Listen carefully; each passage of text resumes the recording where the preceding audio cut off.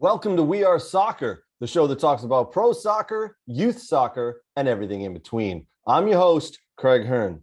All right, a little note before we get going on today's show. If bad language isn't your thing, you may want to press the skip button and head to the next video. We have some swear words in today's show, so you've been warned. On tap for today, we've got USA win 1-0 over El Salvador. We look at the upcoming matches against Canada and Honduras.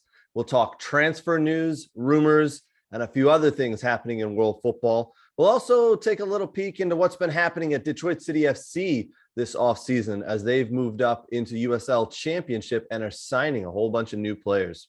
Plus, we speak to a rising star, 14-year-old Chloe Ricketts, who's making the jump to semi-pro women's league. Stick around. We'll show you a clip from that interview. We've got a lot more to come. It's a no-holds bar. We are soccer. Let's fucking go.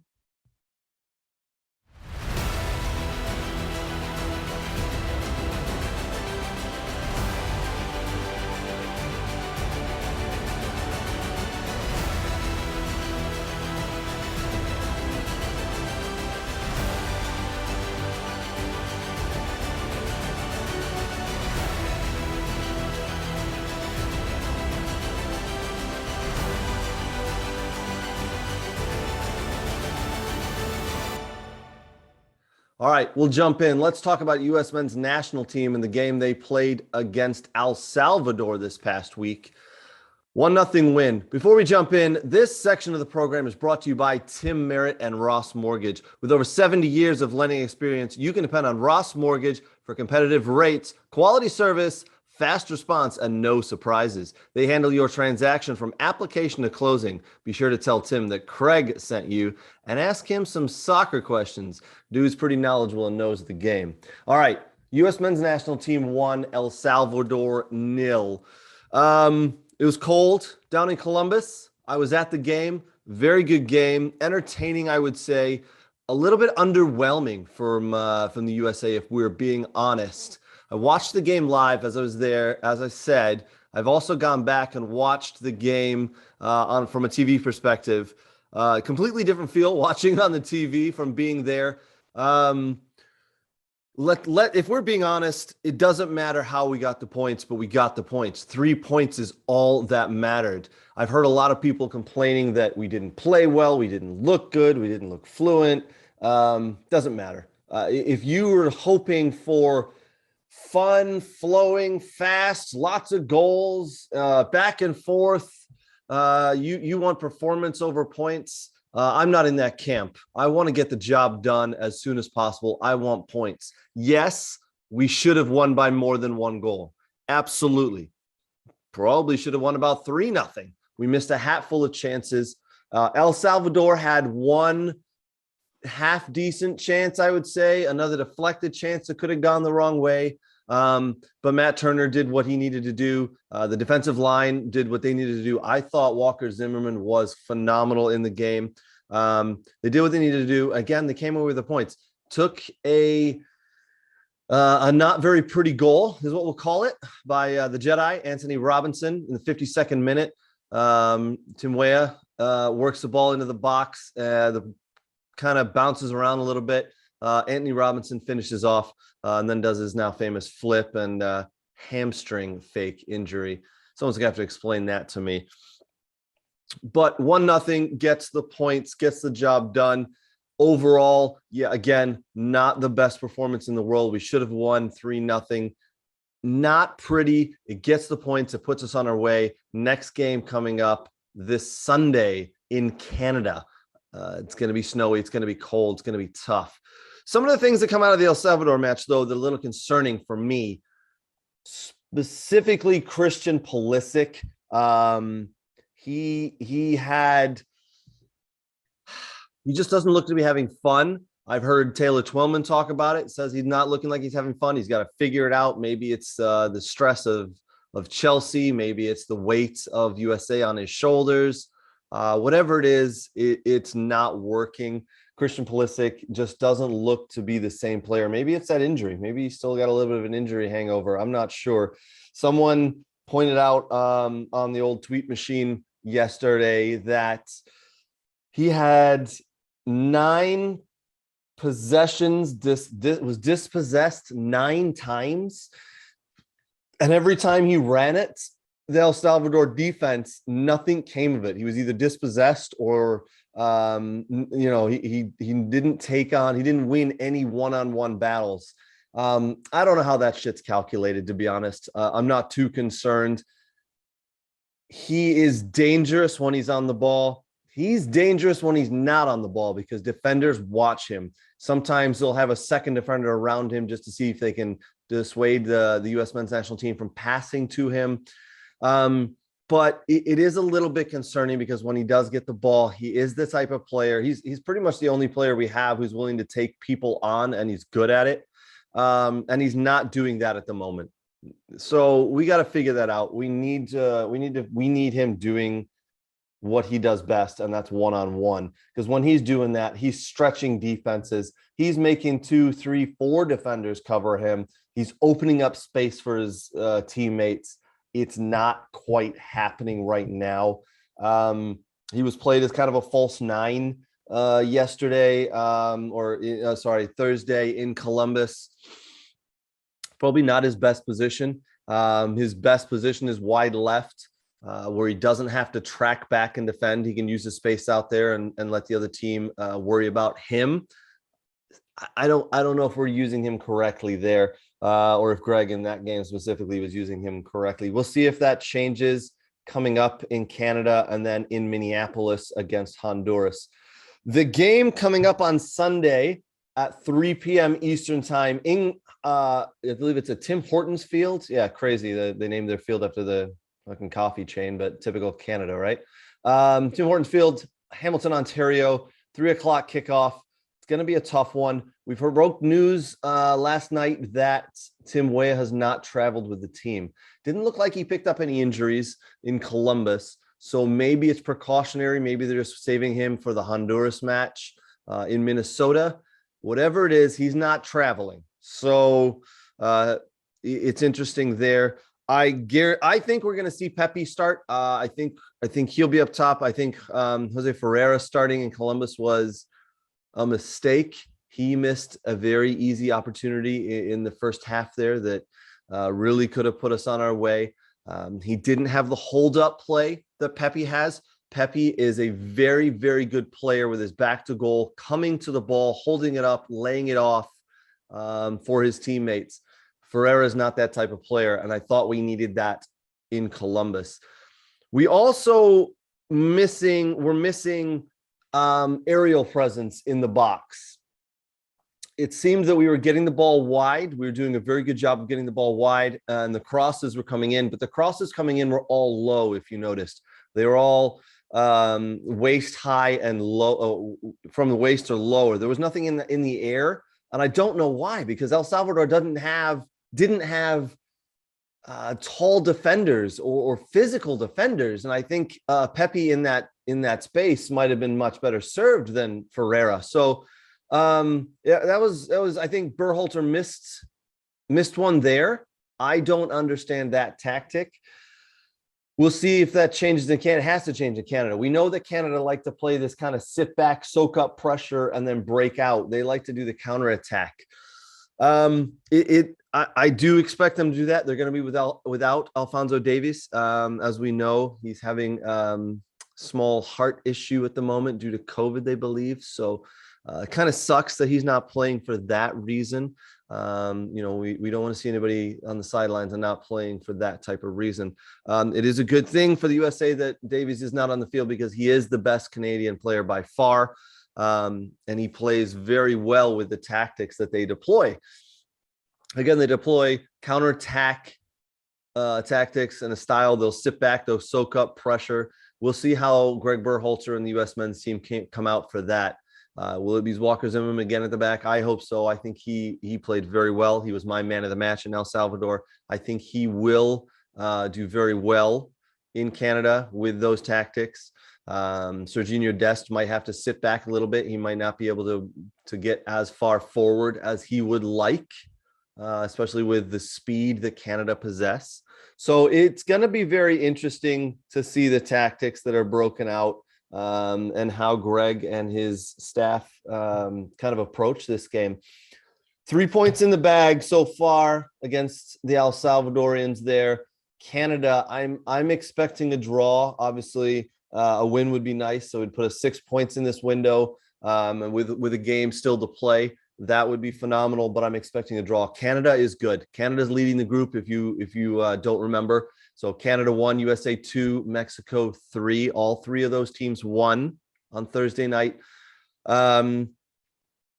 A draw in Canada would be phenomenal. A win would be just absolutely stunning. Well, obviously, that's what we're all hoping for, but I'll take a draw. I'm expecting 7 points from this window. Right now, I've seen statistics that if right now it can be calculated that USA has a 98.6% chance of making the World Cup. That's great. That's very nice. You know, anything close to 100 is great, but we're not going to settle until the job is done. Points in Canada would be great. 3 points in Minnesota against Honduras is absolutely critical. It is absolutely a must. We must win against Honduras in Minnesota. I've heard the temperature is going to be a high of 8 and a low of -10. Yeah, I'm heading out to that game and I'm looking forward to being at the game, but I am not looking forward to those temperatures. Those temperatures are just downright crazy. I'm going to have to layer up, as are all the other fans out there. Honduras, obviously, they don't play in temperatures like that very often, but if we're being honest, neither do the U.S. men's national team. How often do we play in temperatures that are a high of 8? I'm a little worried that muscles could go during this game. It's the third game in 6 days. Some of the guys might be pushing it a little bit. We do need points. Muscles can kind of tear in that kind of weather. Fingers crossed, nothing happens like that. We all know that one of the reasons that the U.S. Soccer Federation put that game out there for 2 reasons. One, Honduras is a warm weather climate. They like to play in the warm weather. They don't like that cold weather. We think the U.S. should be a little bit more acclimatized to that weather, but also it has something to do with home field advantage. Are the Honduras fans or South American fans, are they going to be willing to travel out to Minnesota and stand in, -10 degrees weather? Probably not. The American fans will. So that's one of the reasons that it's done. America wants that home field advantage, and this is a way to get that. Unfortunately for some of us, it's going to be fucking cold. Not looking forward to it. As I said, gonna have to have my boots, 2 pairs of gloves, 7 pairs of fucking pants, and 9 shirts. It's gonna be cold.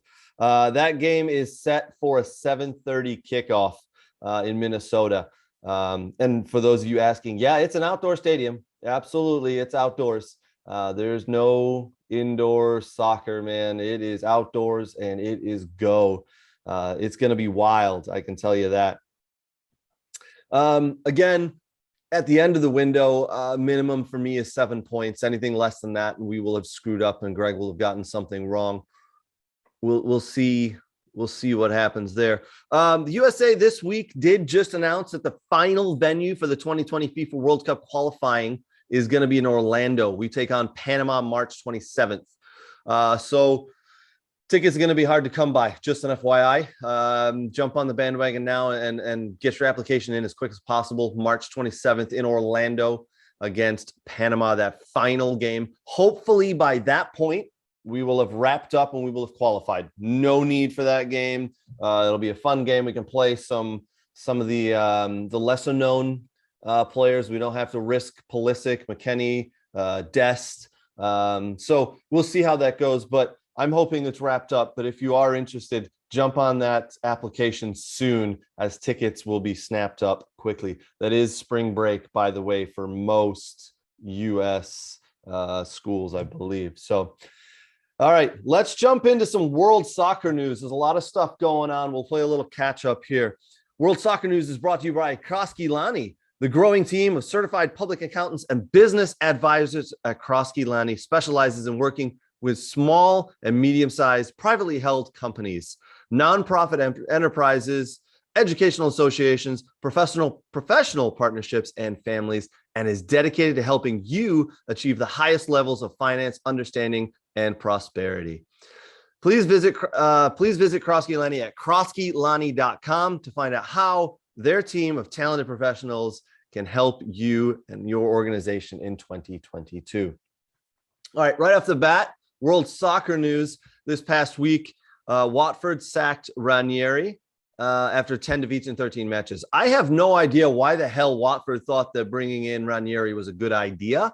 Dude's like 73 years old. I'm sorry. Yes, he had a hell of a season at Leicester and they won the Premiership, the glory of that. And we all know that story. Absolutely phenomenal. Great.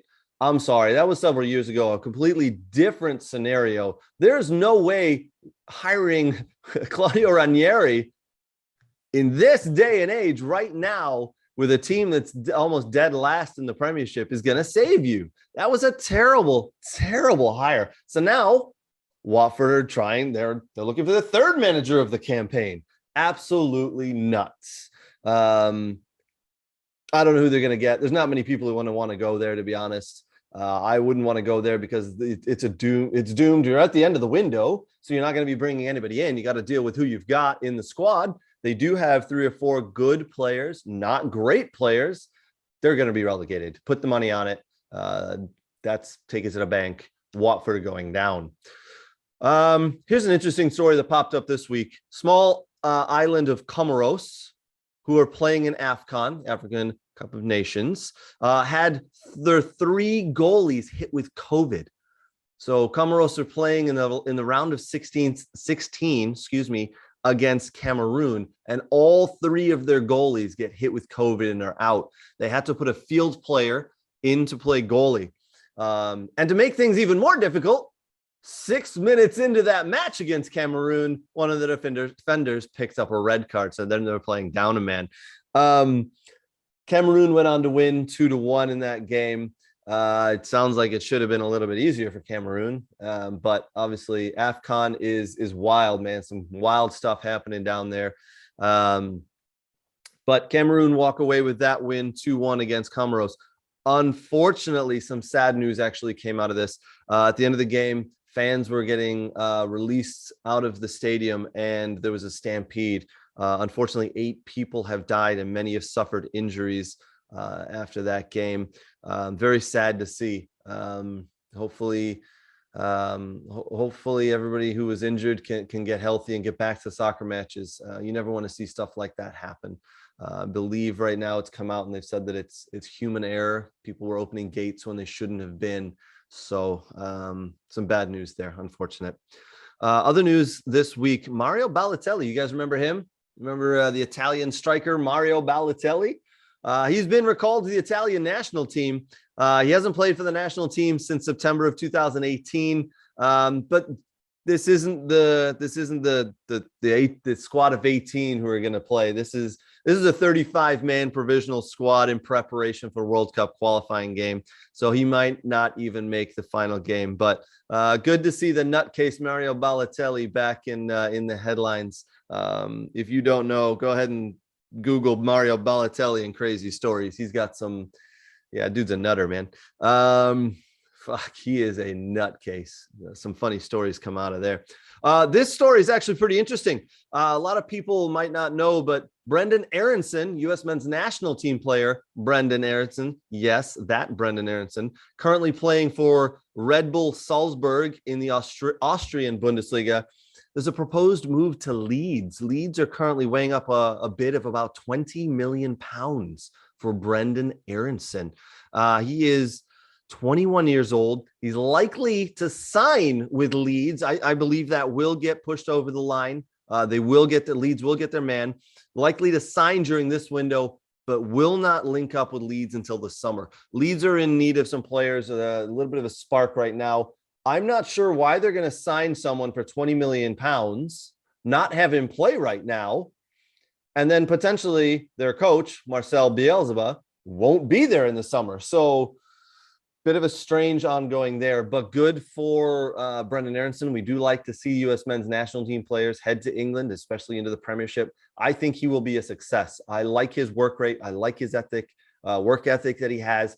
I think he will be a success, especially at Leeds. Leeds have a lot of young players, a lot of young, exciting players. So that's great for Brendan Aronson, and even better for U.S. men's national team.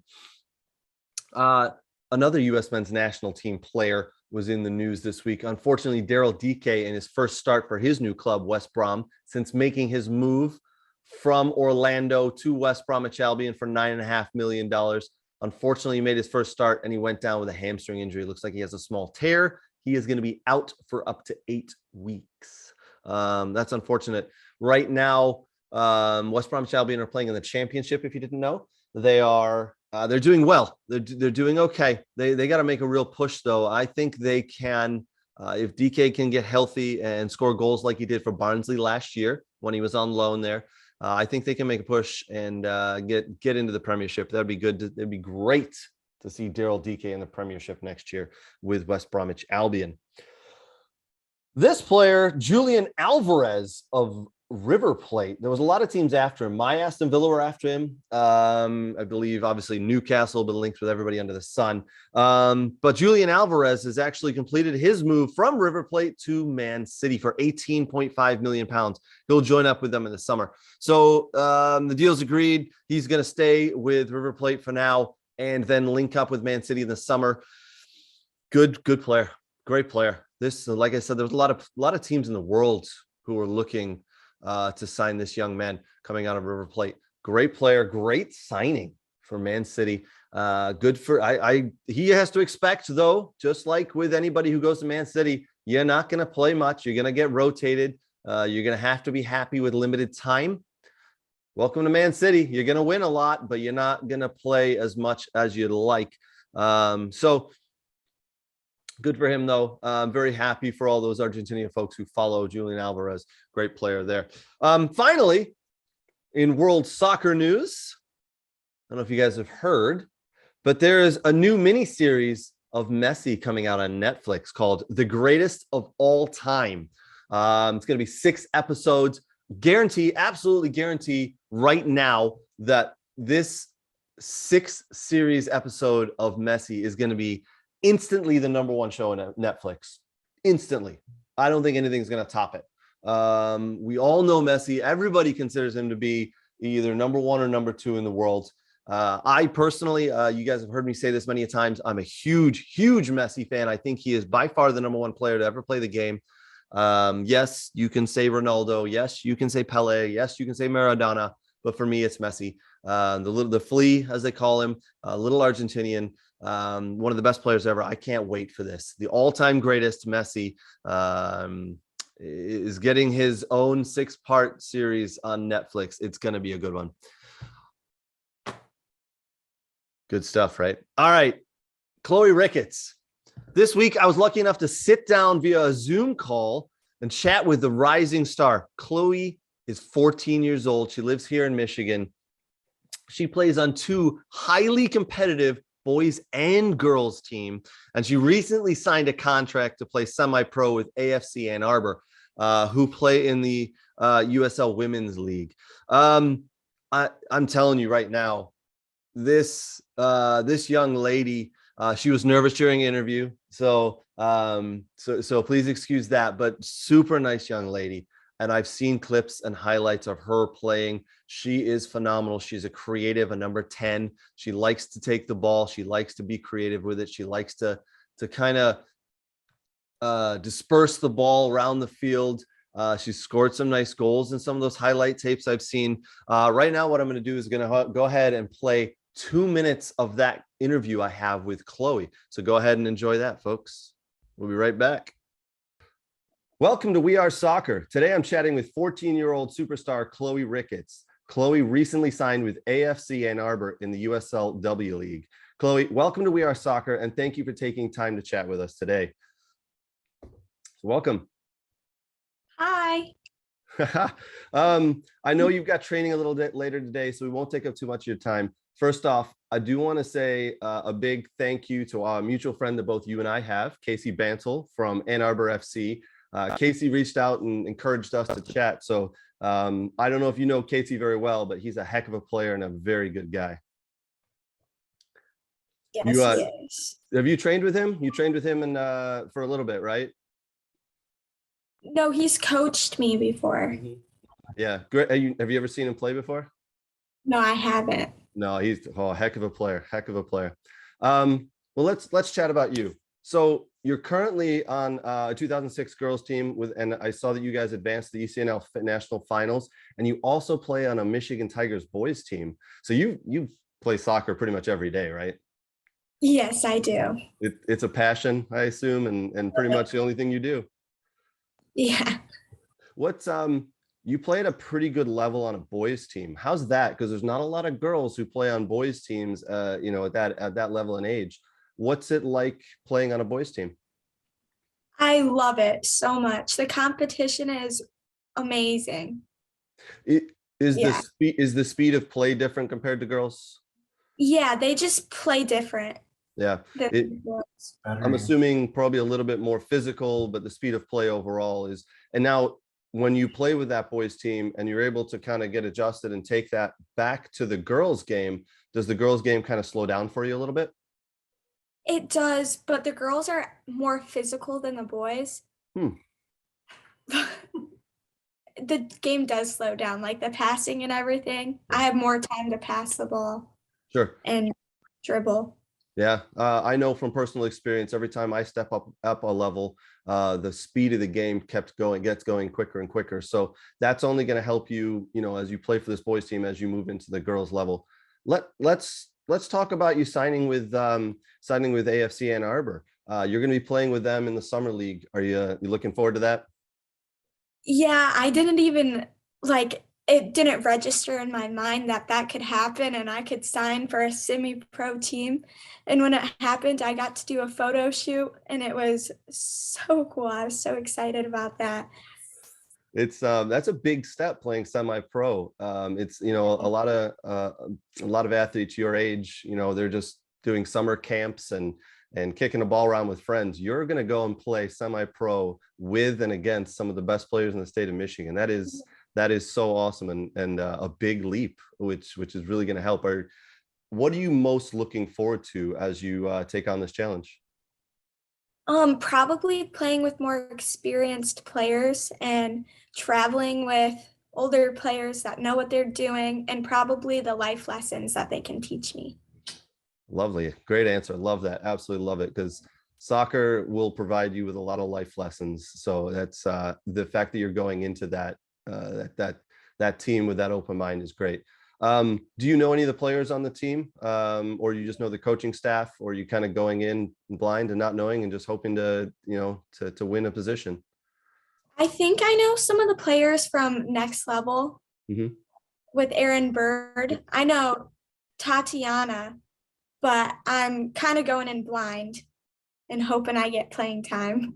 I'm sure you'll get playing time. You mentioned Aaron Bird at Next Level Training. He's a good friend of mine, a good friend of our show.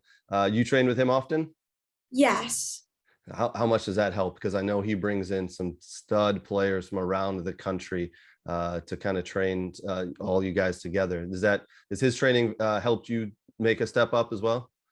Yes, it has. I would not be where I am without him. Wow. Big shout out to Aaron Bird and Next Level Training there. That is awesome. Do you watch a lot of soccer on TV, or do you go to a lot of games yourself? I do. Me and my dad watch soccer every night. Do you really? That is great. What do you have a team that you support? Yeah, I support Newcastle. Oh, all right. Hopefully you guys like that little snippet of me talking to Chloe Ricketts, an amazing 14-year-old soccer player here in Michigan. I tell you what, remember that name. She's going places. She's got a work ethic that's far superior to a lot of kids these days. She's going to be playing on the U.S. women's national team at some point. I guarantee it. All right. I want to give a big shout out. Over Martin Luther King weekend, we had several teams from Michigan travel down and participate in the Florida Classic tournament down there. I want to read it off real quick here. This is an awesome tournament, by the way. I've been several years. The Bullets over 40 team made it to the final for the third straight year in a row, but they fell short, losing to Musa out of New York, a really well-organized Musa team, MUSA that is. I tell you what, this was a game that was played, the fifth game for both teams in 3 days, 5 full 90-minute games in 3 days. Grueling. The Bullets played well. Unfortunately, they lost 5-2. Congratulations to Musa. Very well-organized team, super fit, and they fully deserve the win. So congratulations there. The Bullets over 50 team also made it to the final and unfortunately also lost. They lost 5-4 on penalties. Bad luck there, boys. Great tournament. It was fun to watch you play. There was also a women's team from Michigan that made its way down there. The Goal Diggers women's over 30 team. They unfortunately also lost in the final. I believe their final score was 4-1, I believe. All three teams, though, should be very proud of themselves as they represented Michigan and the state of Michigan and themselves very, very well. So congrats to all three teams there. More local soccer news. Detroit City FC this past week and a half here have been making announcements on players that they're signing. So returning players and new players that are coming in. As you know, Detroit City FC have made the jump to USLC. That's USL Championship, one level below MLS. Detroit City have jumped from NISA all the way up to USLC. It's a hell of a jump. It's going to be awesome to see this year how Detroit City FC progress in that league. They need to sign some new players. The squad that they've had for the past couple of years is good. They've dominated NISA. They need to get a little bit better, in my opinion, to make the big leap to USLC. It's going to be fun. Lots of games. First game is March 19th, I want to say. Make sure you get out there. Might be a little chilly as we're still here in Michigan and it could still be snow on the ground, but get your season tickets at debtcityfc.com. Debtcityfc.com. Season tickets. I've got season tickets. I love going to watch Detroit City FC play. The atmosphere is something you won't find elsewhere in this country. It is unbelievable. All right, so who's returning for Detroit City FC? We got Matt Lewis, Nate Steinwasser, goalie of the year last year in NISA, the Golden Glove winner. Big player for Detroit City. I'm glad to see him come back. Pato Belafaz, Abdoulaye Diop, Connor Roots, or Mr. Bicycle, as I like to call him. Dude scores bicycle kicks like it's going out of style. Stephen Carroll, the captain, returns. He's been at DCFC since 2017 and the captain of the squad since 2019. For me, he was one of the best players in NISA last year. When he stepped on the pitch, he was one or two top player on the pitch every single game. Steve Carroll, a phenomenal player and an even better leader. And I left my favorite player for last, Maxi Rodriguez, one of my favorite players to watch play. Plays in the center, plays that number 6 central defensive midfield player. Love watching him play. So calm on the ball. Just the guy never sprints. He never needs to sprint. He's always in the right position. He can think the game. Clever player, one of my favorite players. He is returning for Detroit City FC. They've signed some new players as well. Brad Dunwell, a Grand Rapids native, comes to Detroit City FC. Devin Amu-Mensah, previously with the Michigan Stars, Michigan Stars are another NISA team. He has left them and he is now making the jump to play for Detroit City FC. So welcome, Devin. And Rise Williams, played collegiately at Columbia, also jumps into Detroit City. So there are new players coming in daily as we see. Keep up with those updates on Twitter. It's probably the best place for them. It's really fun to watch. I want to give a big shout out to Detroit City and their social media team. They do a phenomenal job, man. Their graphics are on point, by the way. Absolutely on point. So if you're not following Detroit City FC on Twitter or on social platforms, do it because you will be surprised. It is some good stuff. All right, guys, kind of a short show this week. A lot of stuff going on. We will jump back. We'll probably have some videos talking about USA versus Canada. Again, that's a 3 o'clock kickoff on Sunday, 3 p.m. Eastern time. Be sure to watch. If you're going, take pictures, jump on our Facebook group page, and go ahead and post your thoughts, post your predictions.